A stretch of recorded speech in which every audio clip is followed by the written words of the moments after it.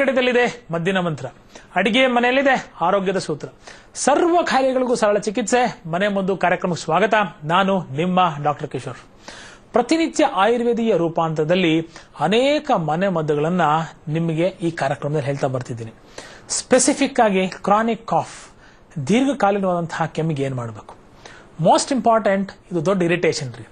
ಕೆಂಬಂತು ಅಂದ್ರೆ ನಮಗೆ ಎಷ್ಟು ಹಿಂಸೆ ಕೊಡುತ್ತೋ ಅಕ್ಕಪಕ್ಕದವ್ರಿಗೂ ಕೂಡ ನಾವು ಅಷ್ಟೇ ಹಿಂಸೆ ಕೊಡ್ತೀವಿ ಅಂತಕ್ಕಂಥ ಒಂದು ಕಾನ್ಸೆಪ್ಟು, ಒಂದು ಗಿಲ್ಟ್ ಫೀಲು ನಮ್ಮಲ್ಲಿ ತುಂಬಾ ಗಾಢವಾದಂತಹ ಒಂದು ಮನೆ ಮಾಡಿಬಿಡುತ್ತೆ ಅಂತಕ್ಕಂಥದ್ದು.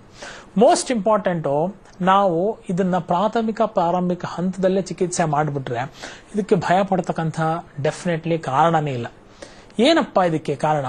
ನಾವು ಹೇಳ್ತೀವಿ, ನಾವು ಅಸಾತ್ಮ್ಯವಾದಂತಹ ಇನ್ಕಂಪ್ಯಾಟಿಬಲ್ ಫುಡ್ಸ್ ಅನ್ನ ಮಾಡ್ಕೊಂಡಾಗ ಅಥವಾ ಶರೀರಕ್ಕೆ ಕಫವನ್ನ ಜಾಸ್ತಿ ಆಗ್ತಕ್ಕಂಥ ಪದ್ಧತಿಗಳು ಮಾಡ್ಕೊಂಡಾಗ. ಫಾರ್ ಎಕ್ಸಾಂಪಲ್, ಇವಾಗ ಬೇಸಿಗೆ ಇದೆ, ಬೇಸಿಗೆಯಲ್ಲಿ ದಣವಾಗುತ್ತೆ, ಸುಸ್ತಾಗತ್ತೆ, ಆಯಾಸ ಆಗುತ್ತೆ. ನಾವು ಲಿಕ್ವಿಡ್ಸ್ನ ದ್ರವ ದ್ರವ್ಯಗಳನ್ನ ಹೆಚ್ಚಾಗಿ ತಗೊಳ್ಬೇಕು. ದ್ರವ್ಯ ಅಂದ ತಕ್ಷಣ ಔಷಧಿನೇ ಆಗ್ಬೇಕಾಗಿಲ್ಲ. Simple coconut water is a ದ್ರವ್ಯ. ಸಿಂಪಲ್ ಎಳ್ನೀರನ್ನ ನಾವು ಕುಡಿದ್ರೆ ಅದು ಯಾವುದೇ ಕಲುಷಿತವಾಗಿರತಕ್ಕಂಥ ರೀತಿಯಲ್ಲಿ ಅದಿರುತ್ತೆ. ಅದರಿಂದ ನಮಗೆ ಪೂರಕವಾದಂತಹ ಕೆಲಸ ಮಾಡುತ್ತೆ, ಆಯಾಸವನ್ನ ನಿರ್ಹರಣ ಮಾಡುತ್ತೆ, ಶಕ್ತಿಯನ್ನ ತಂದು ಕೊಡುತ್ತೆ, ಹೀಗೆಲ್ಲ ಕೆಲಸಗಳು ಮಾಡುತ್ತೆ. ನಾವೇನ್ ಮಾಡ್ತೀವಿ, ರೆಡಿಮೇಡ್ ಎರೇಟೆಡ್ ಡ್ರಿಂಕ್ಸು ತುಂಬಾ ಚಿಲ್ಡ್ ಆಗಿರ್ಬೇಕು, ಫ್ರಿಡ್ಜ್ ಅಲ್ಲಿ ಇರಬೇಕು, ಅದನ್ನು ಕುಡಿಬೇಕು. ಅದು ಕುಡಿದ ತಕ್ಷಣ ನಾಲಿಗೆ ಐಸ್ ತರ ಆಗ್ಬಿಟ್ರೆ ಆ ಮೊಮೆಂಟ್ಗೆ ಏನೋ ಖುಷಿ. ಆವಾಗ ಕಫ ಸಂಚಯ ಆಗತ್ತೆ, ಪ್ರಕೋಪ ಆಗತ್ತೆ, ಕಾಸವನ್ನ ಅಥವಾ ಕೆಮ್ಮನ್ನ ಉತ್ಪನ್ನ ಮಾಡಿ ಕೊಡುತ್ತೆ. ಕೆಮ್ಮನ್ನ ಉತ್ಪನ್ನ ಮಾಡಿದಾಗ ಏನ್ ಮಾಡ್ತೀವಿ, ಡಾಕ್ಟರ್ ಹತ್ರ ಹೋಗ್ತೀವಿ. ಅಲ್ಲಿ ರೆಡಿಮೇಡ್ ಒಂದು ಪ್ರಿಸ್ಕ್ರಿಪ್ಷನ್ ರೆಡಿ ಇರುತ್ತೆ, ಅಥವಾ ನಮ್ಮನ್ನು ನೋಡಿ ಪರೀಕ್ಷೆ ಮಾಡಿ ಕೊಡ್ತಾರೆ ಅನೇಕ ವೈದ್ಯರು. ಅದಕ್ಕೆ ಅವಲಂಬಿತವಾಗಿ ತಗೋತೀವಿ. ಅದಾದ್ಮೇಲೆ ನಮ್ಮ ಮನೆಯವ್ರಿಗೋ, ನಮ್ಮ ಅಣ್ಣ ತಮ್ಮಂದಿರಿಗೋ, ಅಕ್ಕ ತಂಗಿರಿಗೋ, ಮನೆ ಇತರ ಸದಸ್ಯರಿಗೋ ಕೆಮ್ಮಂದಾಗ ಆ ಪ್ರಿಸ್ಕ್ರಿಪ್ಷನ್ ಅವ್ರಿಗೂ ಕೊಟ್ಟು ಅದಲ್ಲೂ ಕೆಲಸ ಮಾಡಬೇಕು ಅಂತ ಅಪೇಕ್ಷೆ ನಿರೀಕ್ಷೆ ಮಾಡ್ತೀವಿ. ಕೆಲಸ ಮಾಡಿದಾಗ ಆ ಸಿಸ್ಟಮ್ ಬಗ್ಗೆ ನಂಬಿಕೆಯನ್ನು ಕಳ್ಕೊತೀವಿ. Self medication is bad, self irritation is bad ಅಂತ ಏನು ಹಿರಿಯರು ಹೇಳಿದ್ದಾರೆ, ಅದನ್ನ ಚಾಚು ತಪ್ಪದೆ ನಾವು ಅರ್ಥ ಮಾಡ್ಕೊಂಡಾಗ ಸಿಂಪಲ್ ಹೋಮ್ ರೆಮಿಡೀಸ್ ನ ಎಫೆಕ್ಟು, ಅದರ ದಮ್ಮು, ಅದರ ತಾಕತ್ತೇನು ಅಂತ ನಾವು ಅರ್ಥ ಮಾಡ್ಕೊಳ್ಬಹುದು. ಹಿಂದಿನ ಕಾಲದಲ್ಲಿ ಕೆಮ್ಮು ಅಂದ ತಕ್ಷಣ ಪ್ರಾಣಿ ಪಕ್ಷಿಗೆಲ್ಲ ಕೆಮ್ಮು ಬರ್ತಾವ್ರಿ. ಸಿಂಪಲ್ ಪ್ರಾಣಿ ಕೆಮ್ಮಂದ್ರೆ ಅದು ಹೋಗಿ ವೆಟರ್ನರಿ ಡಾಕ್ಟರ್ ತನ್ನ ಕೆಮ್ಮಿದೆ ಟ್ರೀಟ್ಮೆಂಟ್ ಕೊಡು ಅಂತ ಹೇಳುತ್ತೆ. ಅಲ್ಲಿ ಅದಕ್ಕೆ ಸಿಂಪಲ್ ಫಂಕ್ಷನಲ್ ಫುಡ್ಸ್, ಡೊಮೆಸ್ಟಿಕ್ ಆಹಾರಗಳು ಎಷ್ಟು ರೀತಿಯಾಗಿ ತನಗೆ ಅನುಕೂಲ ಆಗುತ್ತೆ ಅಂತ ಅದು ಅರ್ಥ ಮಾಡ್ಕೊಳ್ಳುತ್ತೆ. ನಮಗೂ ಅಷ್ಟೇ ಕಣ್ರಿ. ಸಿಂಪಲ್ ಆಗಿ ಅಡಿಗೆ ಮನೆ ತುಂಬಾ ದೊಡ್ಡ ಫಾರ್ಮಸಿಯಾಗಿ ಪ್ರತಿಬಿಂಬಿಸುತ್ತೆ. ನಮ್ಗೆ ಅವಕಾಶ ಅನುಕೂಲ ಮಾಡಿಕೊಡುತ್ತೆ ನಮ್ಮ ಆರೋಗ್ಯವನ್ನು ಸುಧಾರಣೆ ಮಾಡ್ಕೊಳ್ಬೇಕು ಅಂತ. ಕಾಯಿಲೆನೂ ಅಲ್ಲೇ, ಸ್ವಸ್ಥತೆನೂ ಅಡಿಗೆ ಮನೆಯಲ್ಲೇ. ನಾವು ಏನ್ ತಿಂತೀವಿ ಅದೇನೇ ನಮ್ಮ ಜಗತ್ತು, ಅದೇ ನಮ್ಮ ಆಹಾರವನ್ನ ನಮ್ಮ ಶರೀರದ ಸರ್ವತೋನ್ಮುಖ ಬೆಳಗಿಗೆ ಅವಕಾಶ ಮಾಡಿಕೊಡುತ್ತೆ ಅಂತಕ್ಕಂಥದ್ದು. ಸಿಂಪಲ್ ಹರ್ಷಣ ಸ್ನೇಹಿತರೆ, ಪ್ರೊಡಕ್ಟಿವ್, ನಾನ್ ಪ್ರೊಡಕ್ಟಿವ್ ಆಗಿರ್ಬೋದು, ಅಂದ್ರೆ ನಿಷ್ಠೀವನ ಯುಕ್ತವಾದಂತಹ ಕಾಸ ಅಥವಾ ಕಫ ರಹಿತ, ಫ್ಲೆಮ್ ಬರದೇ ಇರತಕ್ಕಂತಹ ಡ್ರೈ ಕಾಫ್ ಆಗಿರ್ಬೋದು, ಯಾವುದೇ ಸೀಸನ್ ಅಲ್ಲಿ ಆಗಿರ್ಬೋದು, ಈಗ ಹೇಳ್ತಕ್ಕಂತಹ ಸಿಂಪಲ್ ರೆಮಿಡಿ ಒಂದು ರಾಮ್ ಬಾಣುವ ಕೆಲಸ ಮಾಡುತ್ತೆ. ಸಿಂಪಲ್ ಹರ್ಷಣ ಕಣ್ರಿ. ನೀರ್ ಹಾಲು 20 ml ಹಾಲು, ಸುಮಾರು 80 ml ನೀರು, 1-2 ಚಿಟಿಕೆ ಅರಿಶಿನ, ಸ್ವಲ್ಪ ಏಲಕ್ಕಿ, ಸ್ವಲ್ಪ ಲವಂಗ, ಸ್ವಲ್ಪ ಮೆಣಸು, ಕರಿ ಕಾಳು ಮೆಣಸನ್ನ ಚೆನ್ನಾಗಿ ಕುಟ್ಟಿ ಮೈಕ್ರೋಫೈನ್ ಪೌಡರ್ ಫಾರ್ಮಲ್ಲಿ ಹಾಕಬೇಕು. ಮೆಣಸು ನೀವು ಹಾಗಾಗಿ ಹಾಕಿದ್ರೆ ಅದು ಒಳಗೋಗುತ್ತೆ, ಮೋಷನ್ ಈಚೆ ಬಂದ್ಬಿಡುತ್ತೆ, ಅಬ್ಸಾರ್ಪ್ಷನ್ಸ್ ಬಹಳ ಕಡಿಮೆ. ಸೊ ಹಾಗಾಗಿ ಶುಂಠಿ, ಏಲಕ್ಕಿ, ಲವಂಗ, ಮೆಣಸನ್ನ ಅರಿಶಿನದ ಜೊತೆ. ಅರಿಶಿನ ಸ್ವಲ್ಪ ಜಾಸ್ತಿ ಹಾಕಿದ್ರೆ ವಾಂತಿ ಆಗುತ್ತೆ ಬಿಟ್ರೆ ಬೇರೆ ಏನೂ ಆಗೋದಿಲ್ಲ. ವಾಂತಿ ಆದ್ರೂ ನಿಮಗೆ ಉತ್ಪನ್ನವಾಗಿರತಕ್ಕಂಥ ಅಧಿಕ ಕಫ ಹೊರಗೆ ಬರುತ್ತೆ.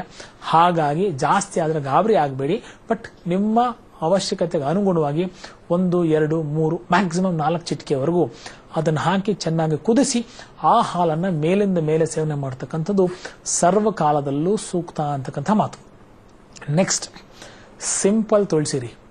ಮನೆ ಮುಂದಿರತಕ್ಕಂಥ ಕೃಷ್ಣ ತುಳಸಿ, ಬ್ಲ್ಯಾಕ್ ವೆರೈಟಿ ಆಫ್ ತುಳಸಿ ನಾವೇನ್ ಕರಿತೀವಿ. 4-8 ಎಲೆ ತುಳಸಿ, ಒಂದೇ ಒಂದು ಕಾಳು ಕರಿಮೆಣಸು, 1 ಚಿಟಿಕೆ ಪಚ್ಚಕರ್ಪೂರ, 1 ಸ್ಪೂನ್ ಜೇನುತುಪ್ಪ. 1 ಸ್ಪೂನ್ ಜೇನುತುಪ್ಪ, ಅದರಲ್ಲೂ ಹಳೆಯ ಜೇನುತುಪ್ಪ ತುಂಬಾ ಒಳ್ಳೇದು. ಚೆನ್ನಾಗಿ ಅದನ್ನ ಬ್ಲೆಂಡ್ ಮಾಡಿ ನುಂಗಬೇಡಿ ಸ್ನೇಹಿತರೆ, ಅಗೆದು ಜಿಗೆದು ತಿನ್ನಬೇಕು.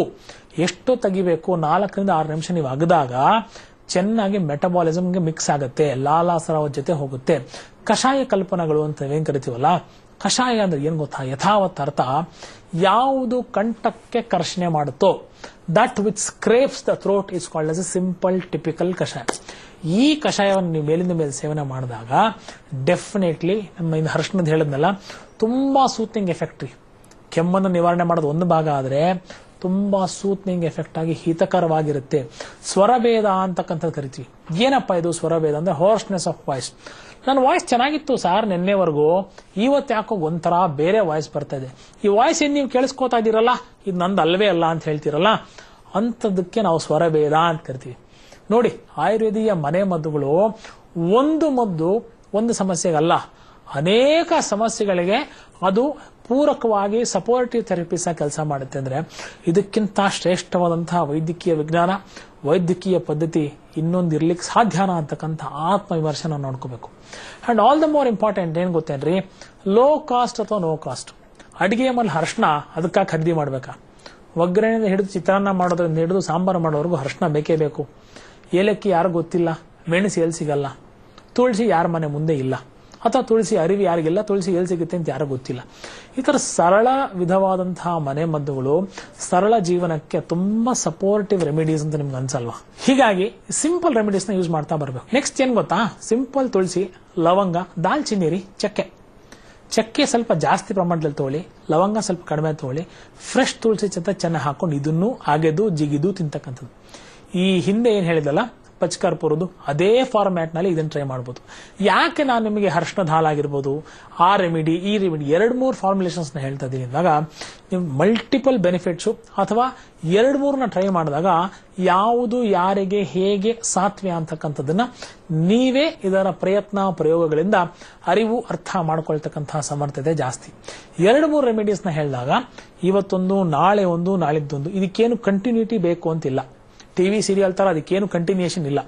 ಇವತ್ತು ತಗೊಂಡೆ ನಾಳೆ ಅರಿಶಿಣದ ಹಾಲು ತಗೊಂಡ್ರೆ ನಾಳೆ ಏಲಕ್ಕಿ ಲವಂಗ ಚಕ್ಕೆದು ಕಾಂಬಿನೇಷನ್ ತಗೊಂಡೆ, ಹೀಗೆ ನೀವು ಡಿಫ್ರೆಂಟ್ ಫಾರ್ಮ್ಯಾಟ್ ಅಲ್ಲಿ ತಗೊಂಡ್ರು ಕೂಡ ಅದು ನಿಮಗೆ ಸಪೋರ್ಟಿವ್, ಪ್ರಾಮಿಸಿಂಗ್, ಪ್ರಮೋಟಿವ್ ಹೆಲ್ತ್ಗೆ ಪೂರಕವಾಗಿರುತ್ತೆ ಹೊರತು ಯಾವುದೇ ಹಂತದ ಯಾವುದೇ ರೀತಿಯ ದುಷ್ಪರಿಣಾಮವನ್ನ ನಿಮಗೆ ತಂದು ಕೊಡೋದಿಲ್ಲ ಅಂತಕ್ಕಂಥ ಮಾತು. ಇನ್ಯಾಕೆ ಯೋಚನೆ ಮಾಡ್ತೀರಿ? ಕೆಮ್ಮಿದ್ಯಾ?